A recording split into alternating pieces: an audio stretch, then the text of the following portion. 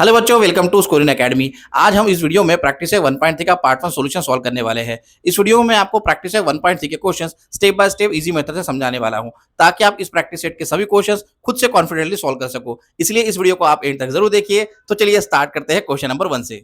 तो देखिए, प्रैक्टिस 1.3 का फर्स्ट क्वेश्चन आपके स्क्रीन पर है। इस तरह से क्वेश्चन दिया हुआ है। In the given figure angle ABC equals to 75 degree, angle EDC equals to 75 degree, state which two triangles are similar and by which test.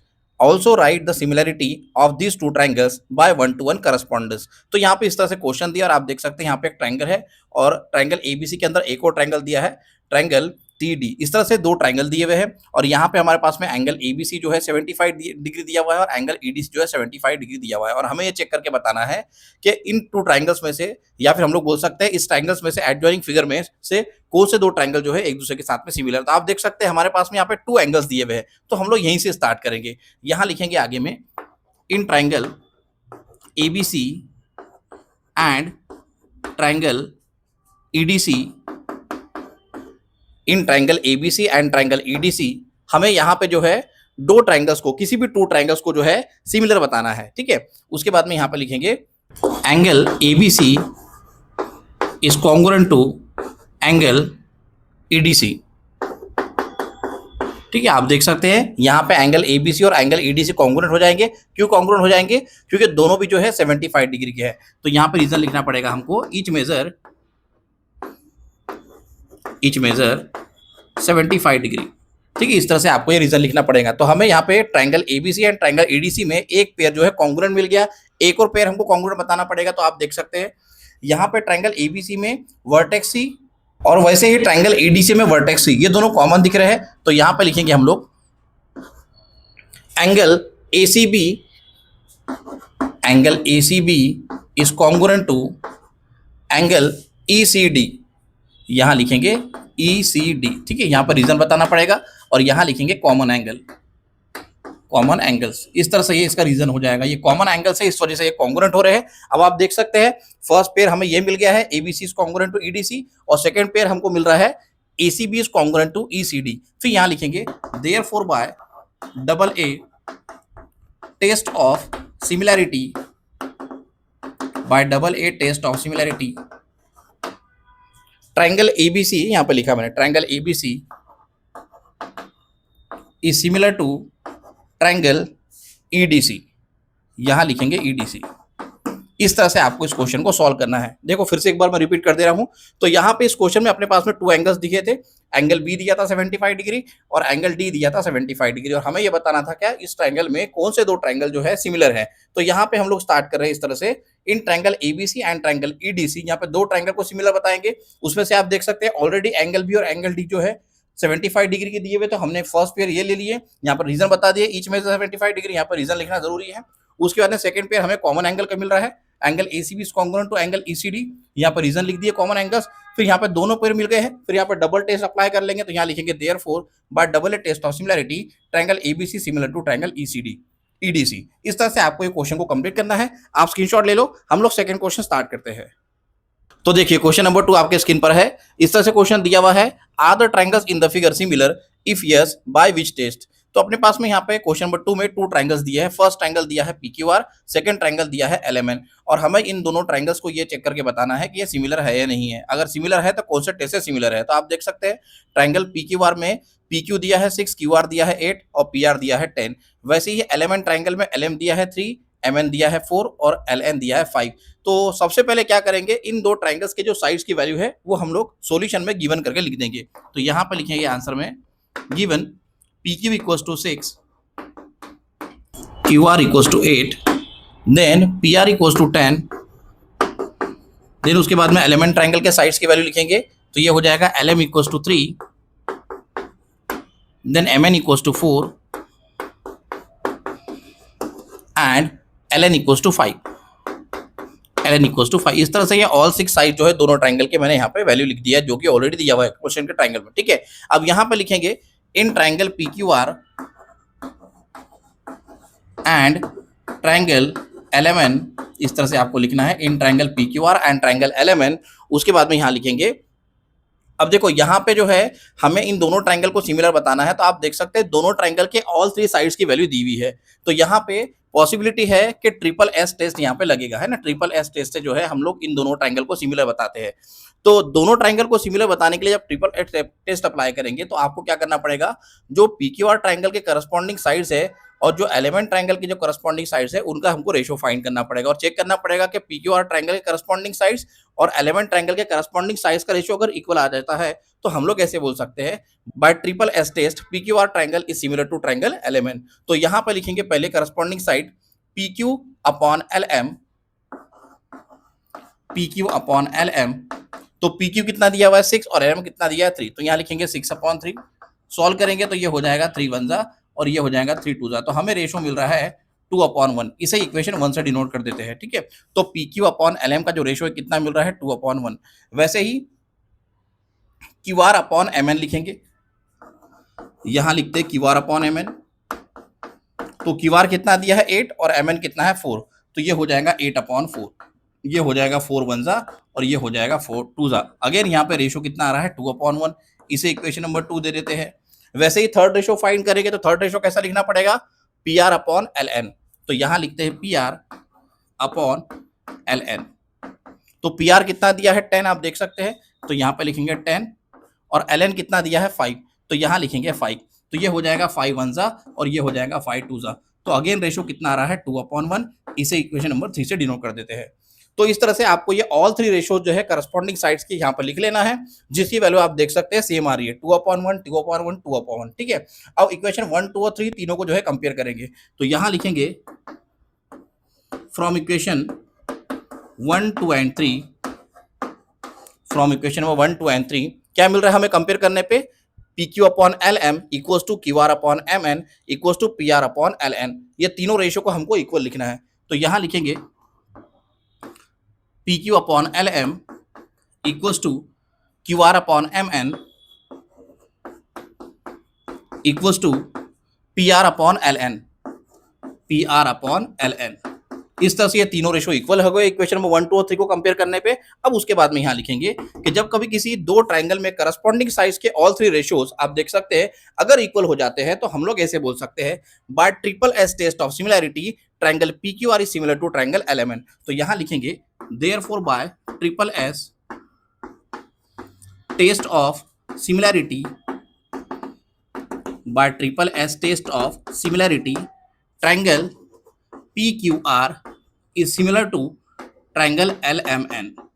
इस तरह से आपको जो है रीजन के साथ में, रीजन बोले तो triple S test of similarity से ये दोनों भी ट्रायंगल जो है सिमिलर हो जाते हैं। तो यहां पर क्वेश्चन नंबर 2 कंप्लीट हो गया है, आप स्क्रीनशॉट ले लो। तो देखिए क्वेश्चन नंबर 3 आपके स्क्रीन पर है, इस तरह से क्वेश्चन दिया हुआ है as shown in the figure two poles of height 8 meter and 4 meter are perpendicular to the ground. If the length of shadow of smaller pole due to sunlight is 6 meter, then how long will be the shadow of the bigger pole at the same time? तो इसका मतलब ये हो रहा है कि आप देख सकते हैं यहाँ पे क्वेश्चन नंबर 3 में एक बिगर पोल एंड स्मॉलर पोल दिया है। तो बिगर पोल जो है AC है जिसका हाइट 8 मीटर दिया है, वैसे ही स्मॉलर पोल कौन सा है PR जिसका हाइट कितना दिया है 4 मीटर। और ये जो बिगर पोल है इसका शैडो जो है ये है BC और वैसे ही जो स्मॉलर पोल PR है उसका शैडो जो है वो है QR, ठीक है। तो स्मॉलर पोल का जो शैडो है वो कितना दिया है 6 मीटर। तो जब स्मॉलर पोल का हाइट 4 मीटर है तो उसका शैडो कितना है बोल रहा है 6 मीटर है बोल रहा है। तो वैसे ही जो बिगर पोल जो है 8 मीटर वाला जिसका हाइट कितना है AC जो है 8 मीटर का जो दिया है लेंथ यहाँ पर हाइट उसका, तो उसी 8 मीटर वाले पोल का हमें फाइंड करना है शैडो कितना होगा, मतलब BC फाइंड करना है जिसको हमने यहाँ पे एक्स से कंसिडर किया है। तो जो जो इन्फॉर्मेशन इस क्वेश्चन में पहले गिवन है वो हम लोग क्वेश्चन के आंसर में लिखेंगे। तो यहां लिखेंगे गिवन में segment PR and segment AC are the heights of smaller and bigger pole। साथ साथ में यहां पे लिखेंगे QR segment QR and segment BC are the shadows of smaller pole and bigger pole, smaller pole and bigger pole respectively. इस तरह से हमने जो है पोल की हाइट एंड पोल के शैडो दोनों को जो है यहाँ पे मेंशन कर दिया है। अब यहाँ पे वैल्यू लिखेंगे, तो देखो पहले पी आर हमने मेंशन किए, तो यहाँ लिखेंगे therefore P R equals to 4, उसके बाद में लिखेंगे ए सी इक्वल्स टू 8, उसके बाद में यहाँ पे लिखेंगे क्यू आर इक्वल्स टू 6। इस तरह से ये तीनों सेगमेंट्स आपको जो है लिख लेना है, ठीक है। अब इसके बाद में क्या करना है, देखो जब ये दोनों ट्रायंगल में आप देख सकते हैं, जैसे ये पी आर है और ये उसका शैडो क्यू आर है, तो हमने यहाँ पे पी क्यू को ज्वाइन कर ली है। वैसे ही जो है यहाँ पे पोल ए सी है 8 मीटर लॉन्ग, ठीक है, हाइट जिसकी, और उसका शैडो बी सी है, तो हमने यहाँ पे ए बी को ज्वाइन कर दिया। तो इस तरह से 2 ट्रायंगल्स फॉर्म हो गए। अब एक और चीज यहाँ पे बोल रहा है वो कि दोनों पोल क्या है, परपेंडिकुलर। आप देख सकते हैं ये पी आर परपेंडिकुलर है क्यू आर के ऊपर, मतलब ग्राउंड के ऊपर, वैसे ही ए सी परपेंडिकुलर है बी सी के ऊपर, मतलब ग्राउंड के ऊपर, ठीक है। एक और चीज यहाँ पे देखनी है आपको कि जब ये दोनों ट्रायंगल्स में से हमको यहाँ पे अगर बी सी जो है शैडो फाइंड करना है ना, जो बिगर पोल है उसका, तो आपको क्या करना पड़ेगा, पहले इन 2 ट्रायंगल्स को सिमिलर बताना पड़ेगा। तो आपको यहाँ पर लिखना पड़ेगा since the shadows are cast, या फिर ऐसे लिख सकते हैं since the shadows of both the poles में यहाँ पे दोनों भी आ गए, स्मॉलर और बिगर, ठीक है। तो यहाँ लिख रहे हैं there since the shadows of both the poles are cast at the same time. इसका मीनिंग क्या हो रहा है अभी समझाता हूं मैं। Are cast at the same time, देखो यहाँ पे क्या मतलब हो रहा है कि जब सनलाइट पड़ेगा तो दोनों पोल के ऊपर एक साथ में पड़ेगा एक ही टाइम पे। तो दोनों पोल के ऊपर जब एक साथ में सनलाइट पड़ जाएगा तो ये दोनों ट्रायंगल क्या हो जाएंगे, सिमिलर हो जाएंगे। और यहाँ पर रीजन लिखे हमने क्यों सिमिलर हो जाएंगे, since the shadows of both the poles are cast at the same time. ये कास्ट का मतलब होता है कि दोनों जो पोल्स है उसके शैडो आगे में पड़ना। जैसे यहाँ पे पी आर का शैडो क्यू आर दिया है और ए सी का शैडो यहाँ पे बी सी दिया हुआ है, ठीक है। तो यहाँ लिखेंगे therefore triangle P Q R is similar to triangle A B C. इस तरह से ये दोनों ट्रायंगल सिमिलर हो जाएंगे। अब जो दोनों ट्रायंगल सिमिलर हो जाएंगे तो हम लोग इसके करस्पॉन्डिंग साइड्स के जो है रेशो लिखेंगे, ठीक है, क्योंकि सेम प्रोपोर्शन में हो जाएंगे। जब दोनों ट्रायंगल सिमिलर हो गए हैं तो हम लोग ऐसे लिखेंगे, जैसे पी क्यू आर है, तो देखो रिक्वायरमेंट क्या है, हमें यहाँ पे पी आर दिया हुआ है और क्यू आर दिया हुआ है फर्स्ट ट्रायंगल, मतलब पी क्यू आर में, है ना। वैसे ही ट्रायंगल एबीसी में आप देख सकते हैं ए सी दिया है और बी सी फाइंड करना है। तो जब रेशियो हम लोग तीनों साइड्स के रेशियो लिखेंगे, जैसे पी क्यू आर ट्रायंगल और एबीसी ट्रायंगल के रेशियो अगर करस्पॉन्डिंग बताना है तो हम लोग ऐसे लिखते हैं P Q upon A B equals to, ये रफ में बता रहा हूं मैं, उसके बाद में Q R upon B C equals to P R upon A C. देखो यहाँ पे रफ में क्यों लिख रहा हूं मैं, इसके पीछे रीजन ये है कि हमें तीनों रेशो नहीं लिखना है। तीनों रेशो इसलिए वजह से नहीं लिखना है क्योंकि आप देख सकते हैं दोनों ट्रायंगल में ए बी ना तो रिक्वायर्ड है ना गिवन है, वैसे ही पी क्यू ना तो रिक्वायर्ड है ना गिवन है ना, हमें उसकी जरूरत भी नहीं है और ना पे वो गिवन है। तो हम लोग क्या क्या करेंगे, सिर्फ 2 रेशो लिखेंगे। कौन से 2 रेशो लिखेंगे, जो गिवन है और जो फाइंड करना है। तो आप देख सकते हैं हम लोग यहाँ पे रेशो लिखेंगे P R upon A C, यहाँ लिखते हैं therefore P R upon A C equals to Q R upon B C, ये दोनों रेशो लिखना है, ठीक है।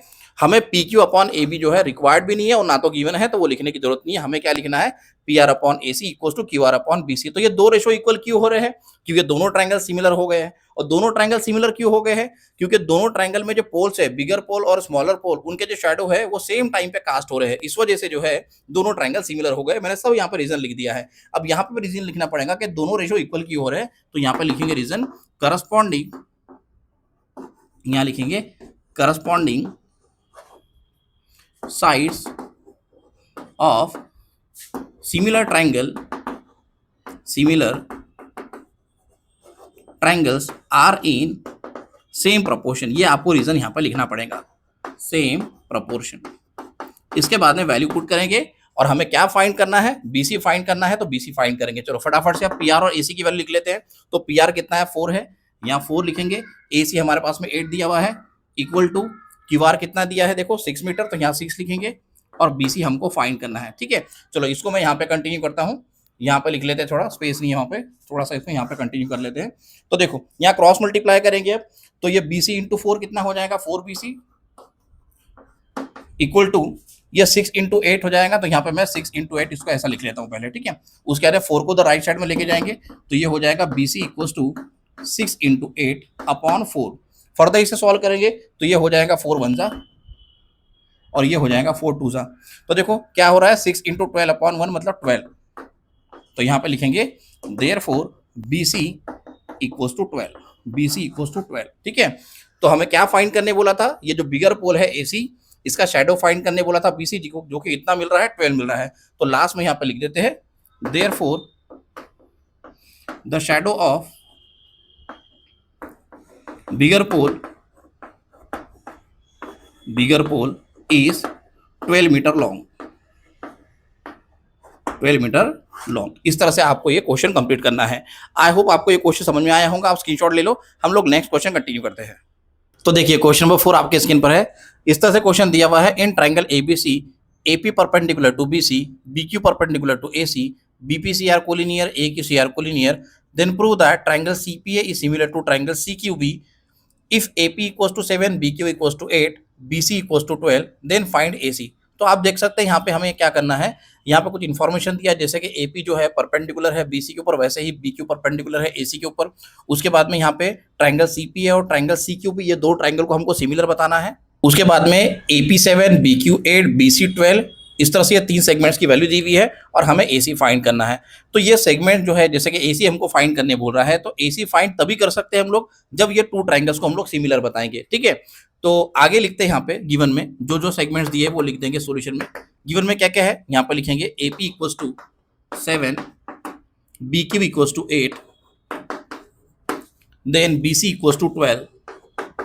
इस तरह से ये 3 सेगमेंट्स की हमें वैल्यू दी हुई है। अब क्या करेंगे, इन 2 ट्राइंगल्स को सिमिलर बताएंगे। तो दोनों ट्राइंगल को सिमिलर बताने के लिए हमें क्या करना पड़ेगा, यहाँ पे AA या तो फिर AAA टेस्ट अप्लाई करना पड़ेगा, क्योंकि SAS और SSS टेस्ट यहाँ पे अप्लाई नहीं कर सकते हम लोग, क्योंकि हमारे पास में जो है साइज के रेशो जो जो रिक्वायर्ड है, जैसे कि SAS और SSS टेस्ट अगर अप्लाई करना चाहे तो यहाँ पे उसके अकॉर्डिंग जो है हमारे पास में साइज की वैल्यू नहीं दी हुई है, ठीक है। तो हमें एक तो AA या AAA अप्लाई करना पड़ेगा यहाँ पर टेस्ट। तो यहाँ लिखेंगे in triangle CPA and triangle CQB, यहां लिख लेते हैं CQB।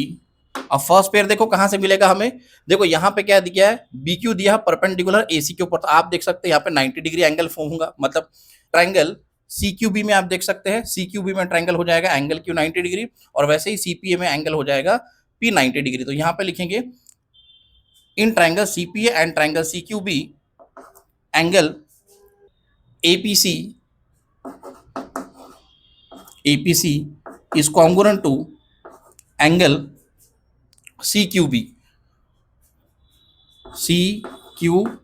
इस तरह से लिखेंगे एंगल APC या एंगल CPA भी लिख सकते हैं आप, बीच में P आना चाहिए, बस हो गया, ठीक है। तो यहाँ लिखेंगे angle APC is congruent to angle CQB, और यहाँ रीजन लिखना पड़ेगा आपको।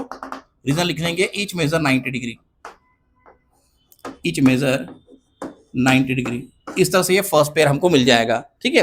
अब सेकंड पेयर फाइंड करना है। अब सेकंड पेयर फाइंड करने के लिए आप देख सकते हैं दोनों ट्राइंगल में वर्टेक्स ही कॉमन है, CC यहाँ पे भी आ रहा है, तो उसी को हम लोग क्या करेंगे, सेकंड पेयर बनाएंगे।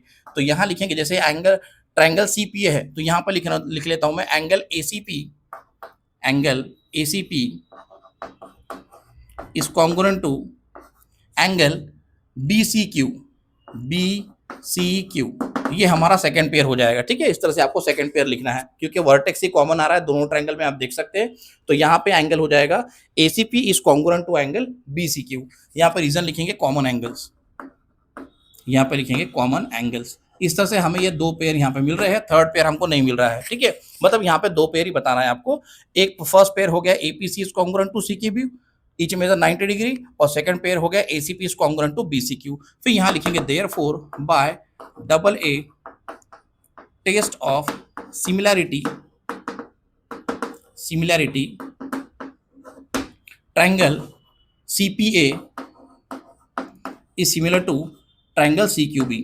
देखो हमको फर्स्ट पार्ट में जो है वही सॉल्व करने के लिए बोला था, देखो यहाँ पे लिखा हुआ है prove that triangle CPA is similar to triangle CQB। तो ये फर्स्ट पार्ट हमारा यहाँ पे सॉल्व हो चुका है, जहां पे हमने ट्रायंगल CPA को ट्रायंगल CQB के सिमिलर बताया है। अब उसके बाद में हमें फाइंड करना है AC, है ना, ये AC फाइंड करना है। तो AC फाइंड करने के लिए इन 2 ट्रायंगल्स के, जो ट्रायंगल हमने यहाँ पे सिमिलर बताया है, इन 2 ट्रायंगल्स के करस्पॉन्डिंग साइड्स को सेम प्रोपोर्शन में बताना पड़ेगा। तो देखो कौन से हमारे पास में ऑलरेडी देखा जाए, जब दो टू ट्राइंगल सिमिलर हो गए हैं तो हम लोग यहाँ पे 3 करस्पॉन्डिंग साइड्स के पेयर जो है प्रोपोर्शन में बता सकते हैं, लेकिन रिक्वायर्ड हमें 2 ही है, क्योंकि देखो यहाँ पे अगर लिखेंगे तो यहाँ पे आप 3 सेगमेंट्स की वैल्यू दी हुई है, फोर्थ वाला हमको फाइंड करना है जो कि AC है। तो यहाँ लिखेंगे आगे में AP, देखो यहाँ पे AP लिख रहा है, ये AP अपॉन BQ लिखूंगा मैं, यहाँ लिखूंगा therefore AP upon BQ equals to AC upon BC, AC upon BC। अगर ऐसा नहीं समझ में आ रहा है आपको कि भाई कौन सा रेशो देखे, तो आप ये ट्राइंगल पे से देख सकते हैं। देखो यहाँ पे ये AP मतलब PA एक ही बात है, ठीक है। तो AP का करस्पॉन्डिंग साइड क्या है, BQ है, तो यहाँ पे BQ लिखे हमने, देख सकते हैं आप, ठीक है। और वैसे ही AC जो है, AC का करस्पॉन्डिंग साइड क्या हो जाएगा, BC हो जाएगा, तो मैंने BC उसके नीचे लिखा है। अब एक और पेयर बचता है, कौन सा पेयर बचता है, करस्पॉन्डिंग साइड का रेशो बचता है, वो है आप देख सकते हैं PC और CQ, और वो तो ना तो गिवन है ना हमें रिक्वायर्ड है, तो वो रेशो लिखने की जरूरत नहीं, इसके पहले वाले क्वेश्चन में भी मैंने आपको बता चुका हूं, ठीक है। तो यहां लिखेंगे reason corresponding sides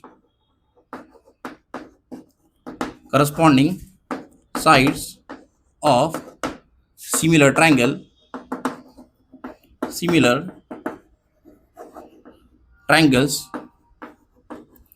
are in same proportion, या फिर आर इन प्रोपोर्शन में भी लिख सकते हैं आप, एक ही बात है, आर इन सेम प्रोपोर्शन। इस तरह से आपको रीजन लिखना है कि जब ये 2 ट्रायंगल सिमिलर हो गए हैं तो उसे करस्पॉन्डिंग साइड्स के रेशियो है सेम प्रोपोर्शन में हो जाएंगे। अब AP की वैल्यू कितनी है, देखो 7 है, तो यहाँ लिख देंगे 7, BQ कितना है 8, तो यहाँ पे 8 आ जाएगा, इक्वल टू AC और BC कितना दिया है, तो देखो AC तो हमको फाइंड करना है, BC 12 दिया है, तो यहाँ पे लिख लेता हूँ AC और BC यहाँ पे 12 है। अब देखो फर्दर इसे सॉल्व करेंगे तो 12 को पहले 7 से मल्टीप्लाई कर लेते हैं, तो यहाँ लिखता हूँ 7 into 12 equals to AC into 8, तो ये हो जाएगा 8AC, इसको ऐसा लिख लेते हैं 8 इंटू AC। अब फर्दर इसे सॉल्व करते हैं, तो यहाँ लिखेंगे AC इक्वल्स टू, अब ये 8 को इधर शिफ्ट करेंगे तो ये हो जाएगा 7 इंटू 12 अपॉन 8। इसे नेक्स्ट कॉलम से कंटिन्यू करते हैं, तो इसको यहाँ लिख लेते हैं, ठीक है, वहाँ स्पेस थोड़ा कम है तो यहाँ लिख लेते हैं इसे। तो देखो ये हो जाएगा 4 3 12, ये हो जाएगा 4 2 8, तो क्या मिल रहा है हमें 7 इंटू 3 अपॉन 2, मतलब 7 3 21 अपॉन 2। तो यहाँ लिखेंगे therefore AC equals to 21 upon 2। अब 21 अपॉन 2 का मतलब हो रहा है 21 का हाफ, तो 21 का हाफ कितना होता है 10.5, तो यहाँ लिखेंगे देयरफॉर AC इक्वल्स टू 10.5। इस तरह से आपको जो है AC फाइंड करना है, और क्वेश्चन के लास्ट में क्या बोला है, सिर्फ फाइंड AC बोला है, तो आपको इस तरह से लिखना है AC इक्वल्स टू 10.5, और चाहे तो आप यहाँ पे यूनिट्स करके लिख सकते हैं 10.5 यूनिट्स, ये हमारा हो जाएगा फाइनल आंसर। इस तरह से आपको ये क्वेश्चन को सॉल्व करना है। आई होप आपको ये क्वेश्चन समझ में आया होगा, आप स्क्रीनशॉट ले लो। तो देखिए क्वेश्चन नंबर 5 आपके स्क्रीन पर है, इस तरह से क्वेश्चन दिया हुआ है, given in trapezium PQRS side PQ is parallel to side SR, AR equals to 5 times of AP, AS equals to 5 times of AQ, then prove that SR equals to 5 times of PQ। तो इस तरह से ये कुछ given information है, और यहाँ पे आप देख सकते हैं ट्रेपेजियम दिया हुआ है, उसके बाद में यहाँ पे PQ जो है ये SR से पैरेलल है, और कुछ यहाँ पे AR equals to 5 times of AP, AS equals to 5 times of AQ दिया है, और हमें SR जो है 5 टाइम्स ऑफ PQ यहाँ पे फाइंड करना है। तो पहले जो यहाँ पे आप देख सकते हैं AR और AS की जो वैल्यू दी है वो यहाँ लिख देते हैं गिवन में, तो यहाँ लिखेंगे गिवन करके, गिवन में लिख देंगे AR equals to 5 times of AP and AS equals to 5 times of AQ। इसे मैं इक्वेशन नंबर 1 से डिनोट कर देता हूँ, ठीक है। इस तरह से यहाँ पे दो जो अपने पास में इक्वेशन दिए है उसको हमने गिवन करके लिख दिए और इक्वेशन 1 से डिनोट कर दिए। उसके बाद में यहाँ पे लिखेंगे since side PQ is parallel to side SR, यहाँ पे ये गिवन करके लिखा हुआ है। फिर यहाँ लिखेंगे एंड, जैसे यहाँ पे हम लोग लिख रहे हैं कि side PQ and side SR जो है पैरेलल है, ऑलरेडी आप देख सकते हैं यहाँ पे गिवन है। उसके बाद में यहाँ क्या करेंगे, यहाँ पे लिखेंगे QS इज द ट्रांसवर्सल, मतलब PQ और SR जो पैरेलल है उसमें हम लोग बता रहे हैं कि QS क्या है, ट्रांसवर्सल। तो यहाँ लिखेंगे segment QS is the transversal. देखो ये 9th क्लास का कंसेप्ट है, जहाँ पे 2 पैरेलल लाइन से एक ट्रांसवर्सल जाता है तो कुछ एंगल फॉर्म होते हैं, निकल के आते हैं, ठीक है। तो देखो जब यहाँ पर PQ में यहाँ पे SR पैरेलल हो जाएगा और QS ट्रांसवर्सल रहेगा, तो आप देख सकते हैं यहाँ पे एंगल PQS है ना, ये वाला एंगल PQS जो है ये कॉन्ग्रुएंट हो जाएगा एंगल RSQ के, ठीक है, ये वाला एंगल। मतलब ये एंगल जो है इस एंगल के साथ में क्या हो जाएगा, कॉन्ग्रुएंट हो जाएगा। तो हम लोग यहाँ पे लिखेंगे angle P Q S is congruent to angle R S Q, R S Q. ठीक है, यहाँ पे रीज़न लिखना पड़ेगा, और ये जो है अल्टरनेट एंगल्स है, अल्टरनेट एंगल। इस तरह से आपको ये रीज़न भी लिखना पड़ेगा। एक और चीज़ देखो, और वैसे देखो जब ये पी क्यू एस एंगल है तो पी क्यू एस को हम लोग पी क्यू ए बोल सकते हैं। क्यों पी क्यू ए बोल सकते हैं पी क्यू एस एंगल को? क्योंकि आप देख सकते हैं ये जो पॉइंट क्यू, पॉइंट ए और पॉइंट एस जो है ये ए की लाइन पे लाई कर रहे हैं, इस वजह से हम लोग ऐसे बोल सकते हैं एंगल पी क्यू एस को एंगल पी क्यू ए। तो यहाँ लिखूंगा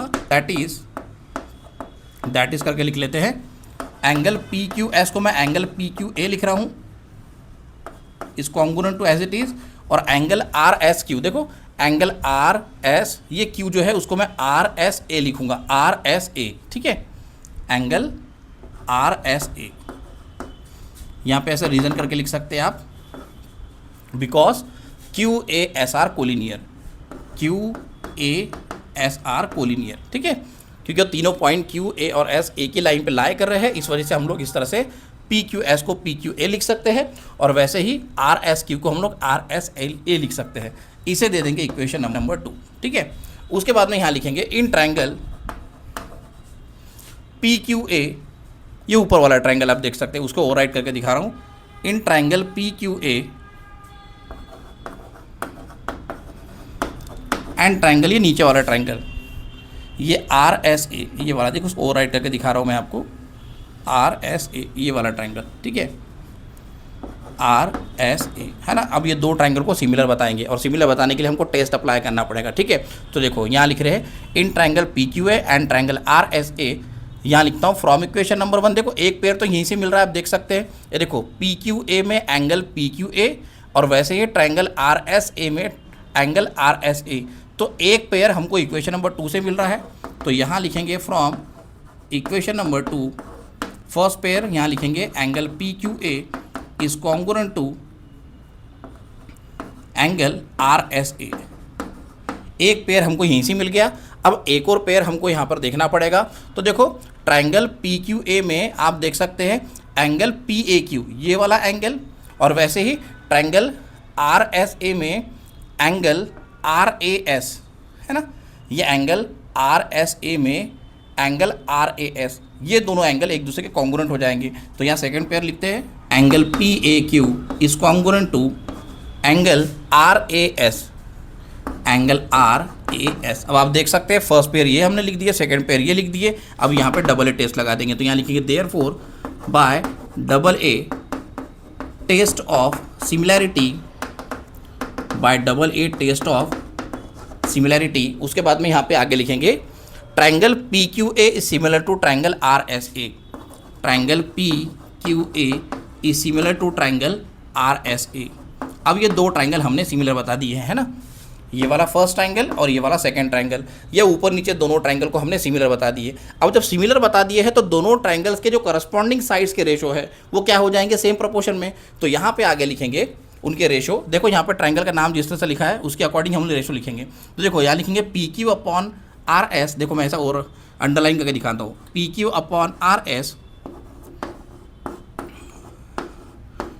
इक्वल्स टू, यहाँ पे लिखेंगे A Q upon A S, alphabetically लिख रहा हूँ ए एस इक्वल टू, अब यहाँ पे क्या आ जाएगा A P upon A R, A P upon A R. इस तरह से आप रेशो लिख सकते हैं। अगर आपको याद नहीं आ रहा है तो आप यहाँ पे जैसे यहाँ पे ट्रायंगल लिखा हुआ है, ट्रायंगल पी क्यू ए और ट्रायंगल आर एस ए, उसके अकॉर्डिंग यहाँ पे आप रेशो लिख सकते हैं। ये तीनों रेशो इक्वल हो गए हैं। अब तीनों रेशो क्यों इक्वल हुए, यहाँ पर रीजन लिखना पड़ेगा, करस्पॉन्डिंग